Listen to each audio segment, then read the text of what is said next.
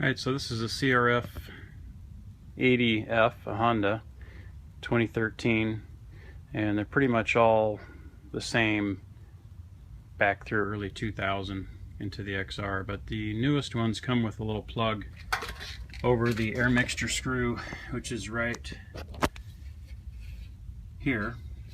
There's a little brass plug in there, and this one's already been removed, but you would just basically see a little brass round plug. So the first step is to get the brass plug out. If you want to adjust the carburetor yourself instead of taking it to the dealer, they'd have to take the plug out as well, but the factory presets the carburetors for emission standards, so be aware that if you do any changes on the carburetor, it may not meet emissions. I took a little drill bit about this size, drilled in the top of the brass plug really carefully, just till you pop it right through.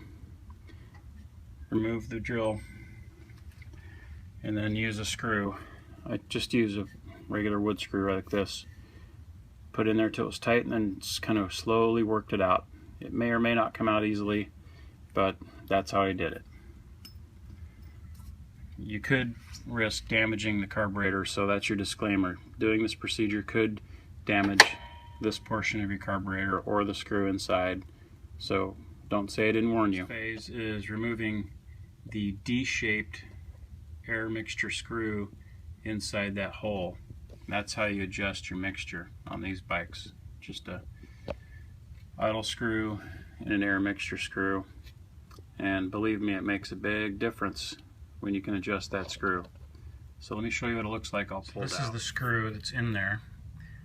Factory marked with black ink, but you can see it's D-shaped, shaped like a D. And there's a Honda factory tool that costs $200 to remove it, and good luck finding that. So what I did was, after searching all the forums, I got a 22 caliber spent rifle shell, and I just shaped it, as you can see, with a pair of needle nose pliers, so that it would fit on the end of this screw.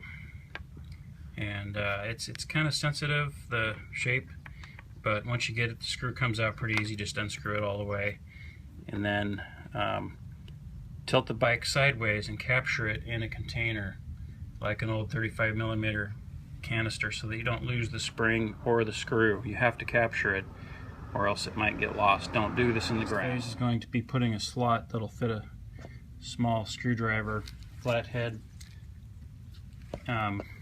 with a Dremel. It's brass, so it's pretty soft. You just have to be really careful. Here's the Dremel, and a pair of vice grips with the rag to protect the screw. Don't clamp it down too tight. You don't want to bend that screw. I'm just going to make a slot right on top of the bit.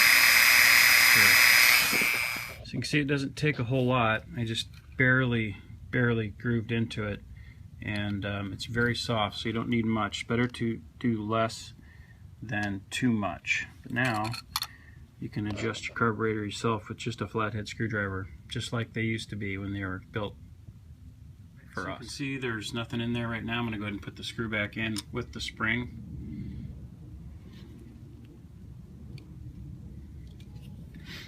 Nice little slot for us to work with. Don't have the idiot government messing up our plans to enjoy a nice idling bike. Why they put these kind of things on kids' bikes, I have no idea. It's ridiculous. It's an 80. Anyway, tighten it up just finger tight, and then back it out one turn, and then another half turn. Bike should fire right up, and it's going to be pretty close. Idle should be around 1500 RPMs. Okay, so what I'm going to do is screw it in all the way.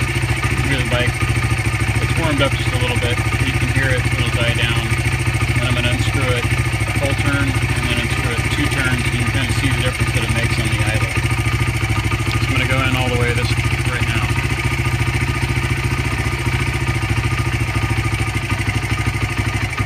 Bike's not happy. Come back out one. full turn, picks back up. Now let's go out another full turn, so a total of 2 turns.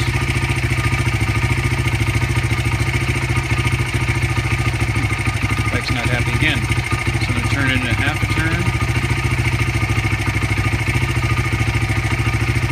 Sounds pretty good, but I think the bike needs to go in another half a turn, or a quarter. So basically this bike's 1 turn out. That's happy.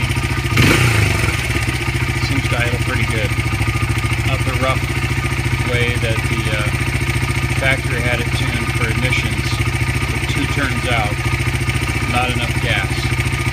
So I just want to point out, this is how the bike idled when we got it from the factory. Listen to how it kind of misses.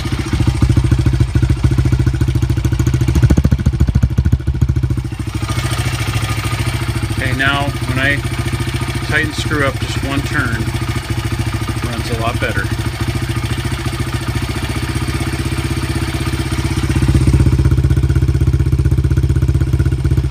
A lot more stable idle. I have no idea why the factory sends you a bike that runs like crap, other than trying to please the government EPA standards. So now, as a disclaimer, I'm going to go ahead and lean the bike back out to the factory so that nobody can say I'm not green.